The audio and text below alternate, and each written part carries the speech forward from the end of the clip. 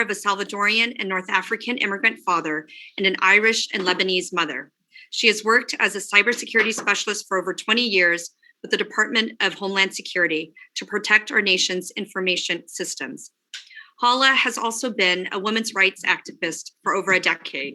She was the president of Prince William County National Organization for Women, appointed by Governor Terry McAuliffe to serve on the Women's Advisory Council. And in 2017, she helped organize women's attendance at the first Women's March in Washington. As a delegate, Hala has worked to pass some of Virginia's most important pieces of legislation, like expanding Medicaid for 400,000 Virginians, raising teacher pay, passing the Equal Rights Amendment, and expanding background checks to keep guns out of dangerous hands.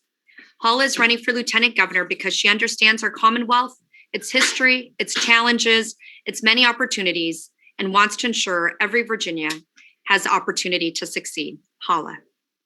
Thank you to my colleague and beautiful sister, Kathy Tran. I'm in solidarity with you and all of our Asian community members. Congressman Conley, I wish we could hug each other again and give each other the luck of the Irish kiss. We always do every annual, March event that you have on St. Patty's Day. So I just want to say hello to you. For those who are not familiar, I'm Delegate Hala Ayala. I represent Virginia's 51st House District in Prince William. I'm a lifelong Virginia resident, and for a long time, I didn't feel like politicians look like me or have a lived experience like mine. I'm an Afro-Latina, Lebanese, Irish woman. I never thought I'd be here today. After losing my father at 2 years old, he was murdered to gun violence, and it just kind of set the tone to what my life expectancy was. But we made it through. My family struggled, and I lost, and losing my father helped put some perspective in my life. I wanted to help more. I wanted to do more. And when my son was born, I unfortunately was working at a gas station with no safety net and no health insurance, no family leave. But fortunately, I was able to build a career in cybersecurity, working as a national security person within Homeland Security, working to secure the nation's highest level of security assets. But like so many Virginians, I wasn't engaged in politics until 2008 when I saw this swag senator from Illinois speak at a Prince William County event. He said, "If something needs fixing, then lace up your shoes and do some organizing." So that's exactly what I did. And then he said, "If you're disappointed by your elected officials, grab your clipboard, get some signatures, and run for office yourself." So again, that's what I did. And after almost a decade of activism and thousands of door knocks, helping to organize Virginia to be part of the first Women's March, I got home. After seeing millions of women march on Washington, I heard their voices, I listened to their hearts, and took that to the streets. After almost a decade of political activism, I decided to run for the House of Delegates, being the bridge builder and a team player. And I know how to get things done. I'm a chief deputy whip in the House. I'm proud to be part of the Democratic majority, which has transformed our Commonwealth. It's one thing to talk about broadband. I've done it, making it a utility. It's one thing talking about expanding healthcare. I've done it, expanding Medicaid for 400,000 Virginians with my colleagues. It's one thing to talk about teacher pay. I've done it with my colleagues with a 5% teacher pay raise. And it's one thing to talk about criminal justice reform. I've done it as Chief Deputy Whip of the House of Delegates. And it's one thing to talk about bringing a diverse voice to the table. I've done it and will do it again as your next Lieutenant Governor. So, with so many families struggling right now, we are working to make sure that we have a seat at the table and not on the menu. Thank you so much. And I'll put my web address in the chat. Thank you, Congressman. Thank you so much, Hala. Thank you. Next up, we have Delegate Elizabeth Guzman. Elizabeth Guzman represents the 31st District in the Virginia House, which includes parts of Prince William and Fauquier counties. She's a DNC member, social worker, and a public administrator who would be the first woman, Latinx person, and immigrant to serve as our lieutenant governor. Elizabeth came to America as a single mother with $300. She worked 3 minimum wage jobs to afford a 1-bedroom apartment and eventually worked her way through Northern Virginia Community College and then earned 2 master's degrees. She spent several years working in Fairfax Public Schools and Fairfax Head Start. She has a 17-year career in local government and human services, including protecting children from neglect and abuse. Elizabeth oversees a $20 million budget for a 200-person staff for Alexandria's Department of Adult Services, which serves the most vulnerable members of our communities. Elizabeth lives in Prince William with her husband, Carlos, their 4 children, and her mother, Georgia. Elizabeth.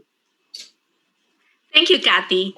Good evening, Democrats, and happy St. Patrick's Day. It is good to be home. A special thanks to my very own Congressman Jerry Conley for hosting this great event every year. I'm excited to be here tonight to talk about my candidacy to become the first woman and Latina to be your next Lieutenant Governor. I first became engaged in politics in 2006 as an activist, fighting Cory Stewart's Racist 287G program. Since then, I have helped Democrats up and down the ballot get elected every year. In 2017, I ran and flipped my House district from red to blue after Republicans held it for 26 years. I did this by engaging non-traditional voters, such as young people, the Latinx community, rural voters, immigrants, and New Virginians. I was elected as the chair of the class of 2017, the most diverse class of delegates in Virginia's history. As Lieutenant Governor, I will continue to fight for and build on our successes and ensure the progressive bills that come out of the House finally pass the Senate.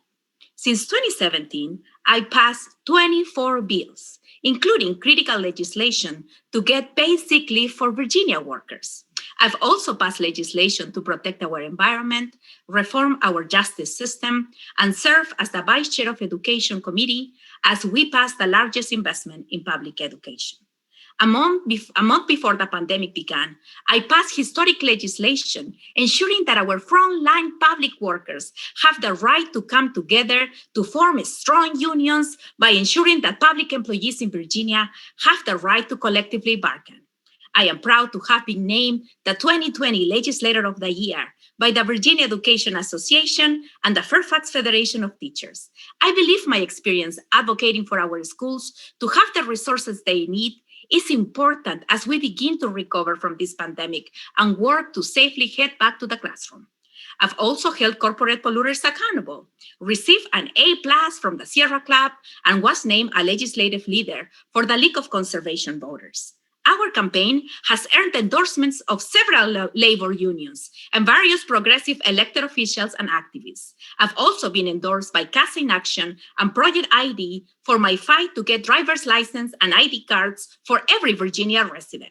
Seat 11 Democrats, our next Lieutenant Governor must build on our Democratic victories and be a proven leader who fights for our shared values. I've held leadership positions within our party, our House caucus, and my professional career.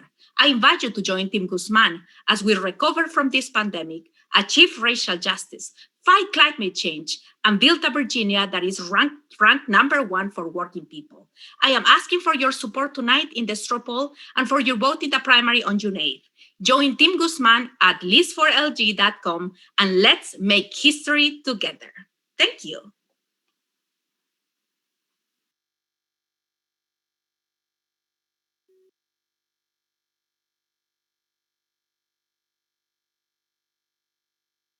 Unmute myself. Thank you so much, Elizabeth. Our next speaker and candidate is Delegate Mark Levine.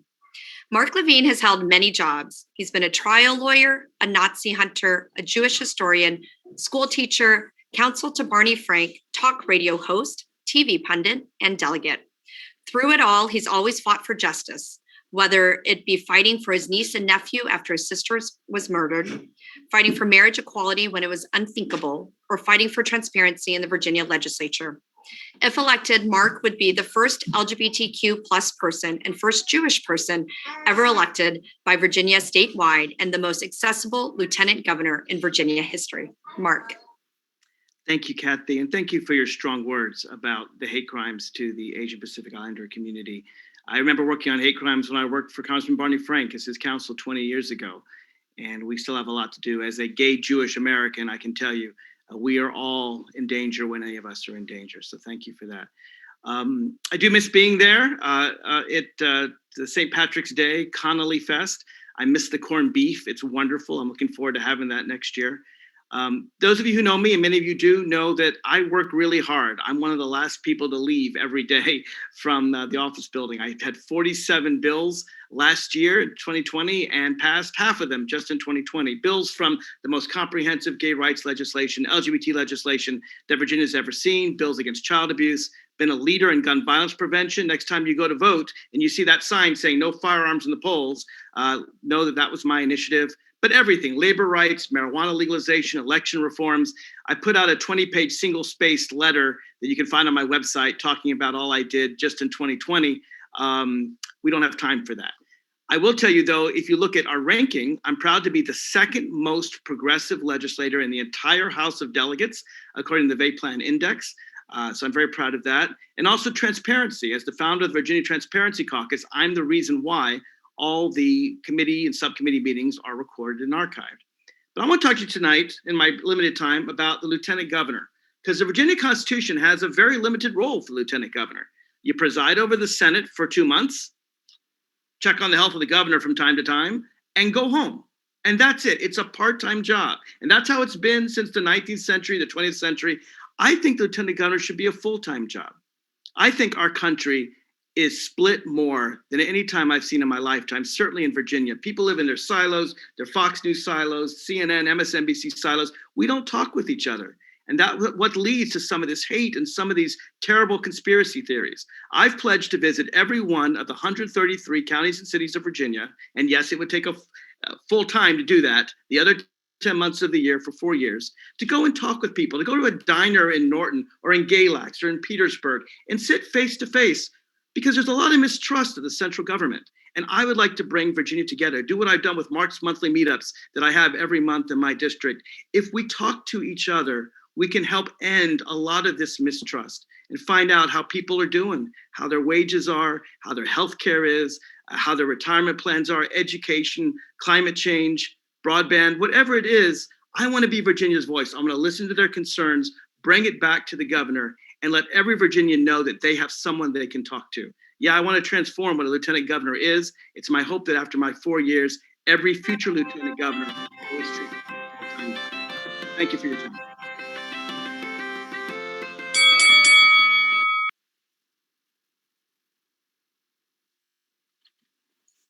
Thank you so much, Mark. Our next candidate is Council Member Andrea Mcclellan. Andrea Mcclellan currently serves more than 125,000 Virginians in her role as a Norfolk City Council member, representing the largest constituency of any Democratic candidate running for lieutenant governor. With more than 3 decades of local government, environmental, business, and nonprofit leadership experience, she is ready to put her knowledge, network, and innovative ideas to work to expand access to opportunity for all Virginians and to help Virginia's economy and people recover from the COVID-19 pandemic as the Commonwealth's first female lieutenant governor. Andrea, welcome. Thank you, Delegate Tran, and happy St. Patrick's Day from this Scotch-Irish household here in Norfolk, Virginia. Thank you to Congressman Connolly for hosting this great event. I'm running for Lieutenant Governor because I want to expand the work that we've done to create access to opportunity and to break down the barriers for all Virginians who've been struggling to get ahead. I know what that's like. I was raised by a single mom who juggled multiple jobs to make ends meet. I worked my way through the University of Virginia through 4 years of work-study programs. And after graduating, I worked in a male-dominated industry in 2 Fortune 500 companies and then ran 2 small businesses myself. Proud to say that Governor Mark Warner appointed me to chair the Small Business Advisory Board for the Commonwealth following that experience. After I returned home to Virginia and to Hampton Roads, I noticed there were too many families who were struggling as my mom had. And so I decided to get involved. And I volunteered with organizations that helped victims of domestic violence and homeless families. And in 2008, I became a precinct captain for the Norfolk City Democratic Committee. And for years since then, I've helped all sorts of politicians up and down the ballot.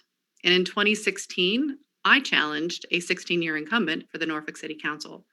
And despite being told to sit down, to wait my turn, that Andrea, this is not your time, I won in 19 of 23 precincts, and I now represent 125,000 Virginians, as mentioned, the largest constituency of any lieutenant governor candidate. On city council, I've brought the first all electric transit buses to the Commonwealth.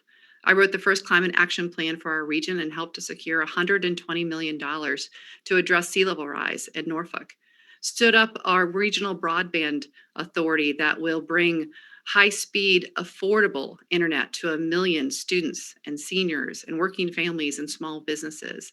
And I'm working to ensure more affordable housing options in my role as the co-chair of Norfolk's Social Equity and Economic Opportunity Commission. In local government, I've learned how to be an effective listener, how to build coalitions, how to be an advocate, and how to be a fierce ally.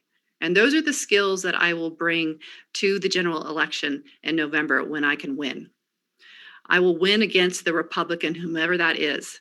The Republican similar to the one that I ran against in 2016, when I was told, you don't have a chance, Andrea. That, Andrea, it's not your time. Well, I say, it's about time, Virginia. It's about time that we elect a female lieutenant governor, a pragmatic, progressive solutions builder, somebody who can ensure access to opportunity for all Virginians, that can continue the great work that we've done on criminal justice reform, to create more good paying jobs, to tackle climate change, and to ensure that all Virginians have access to affordable housing. I hope you'll join me tonight.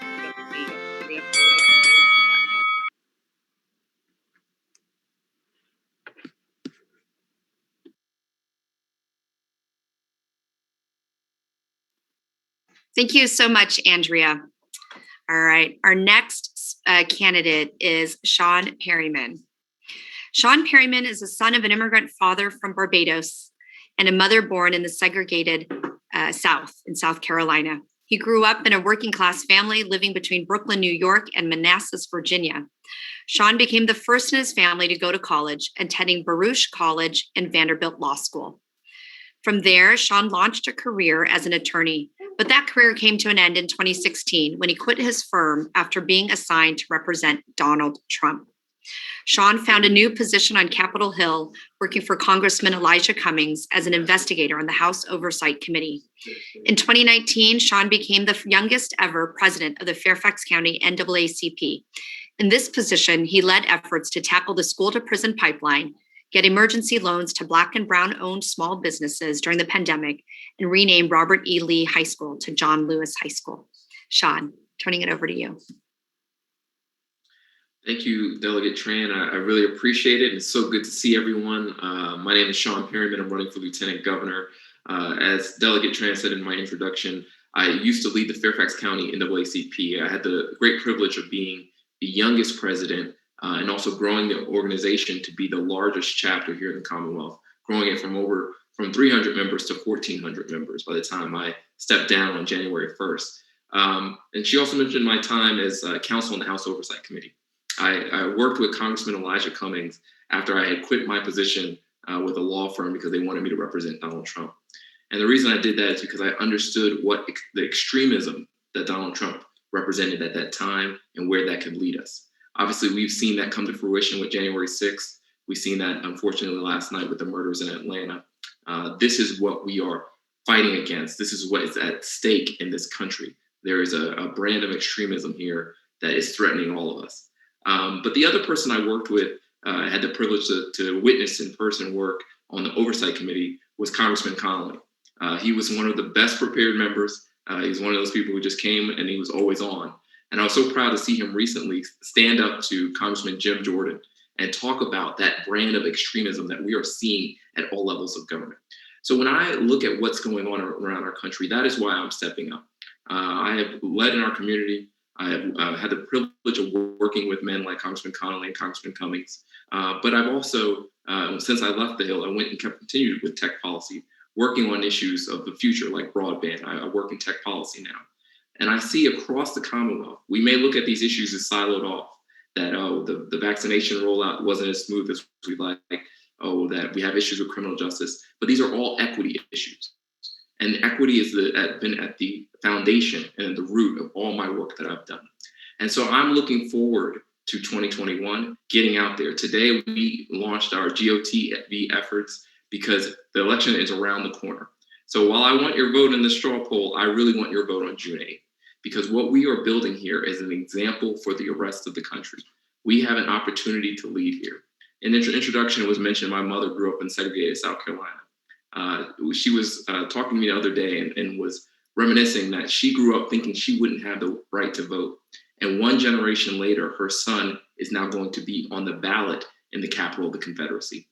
This is the kind of change, the kind of life-altering change we can accomplish in one generation. And I know that if we commit to this struggle together, that if we come together around a shared set of values, that we can do that. So I thank you for having me this evening. I want to say hello to my friend Congressman Connolly. I also see Marlon, who led our youth chapter in the young adult chapter in NAACP. These are the leaders we need to move forward. And I hope you'll vote for me for Lieutenant Governor. Thank you so much. Thanks so much, Sean. You know, the night, you can't go through an event without it being my turn to hold baby Warren, but here he is. Our next speaker is Delegate Sam Razul. Since he was first elected to the House of Delegates in 2014, Delegate Sam Razul has fought for the people of Virginia by passing legislation that expands healthcare access, starting the Impact Center initiative to empower new leaders to run for office, and modeling a new approach to politics through his Democratic Promise initiative, which builds goodwill by connecting our neighbors in need to government services that can help. From speaking out against fracked gas pipelines we don't need, to voting against ratepayer ripoffs and rejecting special interest PAC donations. Oh, you're okay. Shh, just gonna stand up. Sorry, Sam. Sam has been showing up for communities across Virginia, fighting for justice, and he will continue to lift up voices across the Commonwealth as our Lieutenant Governor. He lives in his hometown of Roanoke with his spouse, Layali, and their 3 children. Sam, please take it away. Thank you so much, Kathy. It is great to be with you, and Warren is beautiful as usual. And so I appreciate that kind introduction. Georgia 2 months ago was on the front lines of saving our republic.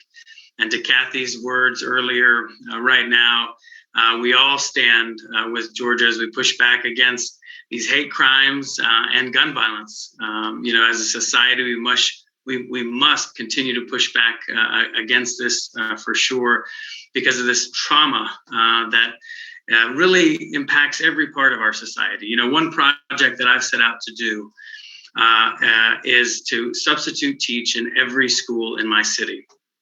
And I remember one of the first classes I went to was Mrs. Sweet's 3rd grade class. And when I got there, it was like a special day, because this day, unfortunately, we had to do an active shooter drill. So here I am subbing, and it began to hit me. What am I supposed to do? Take these 8 and 9-year-olds, these 3rd graders, and huddle them in a corner. And how are they going to actually be quiet if this was a real life situation? It's really pervasive, what we're having to deal with in so many ways. And so for me, politics is not just, where we are, but where we need to be. As a child of immigrants, that American promise is so important to me, and it's important for my kids as we move forward. And so I was inspired to run right after Nancy Pelosi became Speaker the first time after the 2006 election. And we ran in places where people said we shouldn't run, people like me shouldn't run. And we eventually won in places where they thought people like me couldn't win. And not only did we win, but even in the face of some of that same hate that we saw in Georgia, we won in a 40-point landslide, telling others that your hate has no place here. And my parents ran a corner store as a child, and what we learned is that people have these common struggles. And as a 5-year-old, I remember standing on a milk crate, punching the buttons on the cash register, and you would see black, white, rich, poor, no matter who it was, they came in, and you learned to relate to those struggles for sure. Over the past 8 years in the General Assembly, I've kept those struggles top of mind. As I grew up in that working class family, I know firsthand what those really look like. And so even in those dark days when we were down to 32 members on the Democratic side in the House of Delegates, we still were working to get things done. And we found a way to make progress, transforming the way volunteer healthcare works in Virginia, pushing for worker safety bills, passing a bill around tax credits for renewable energy. Today, we want to be able to push for a Marshall Plan for moms to make sure that we are helping those women who have been negatively impacted. And for me, this is about building a campaign to get that good work done. So thank you so much for having me this evening.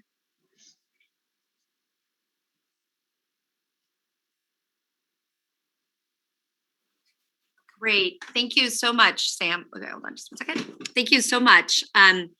I am not sure if our next candidate, Xavier Warren, is with us. I don't have a formal bio for him, but if he is here, I'd like to welcome him. Yes, let's check. Robin or Stair, is Xavier here tonight? I know he's been at all the other events, so I'm surprised if he isn't. I have not found him here tonight. Okay, well, Kathy,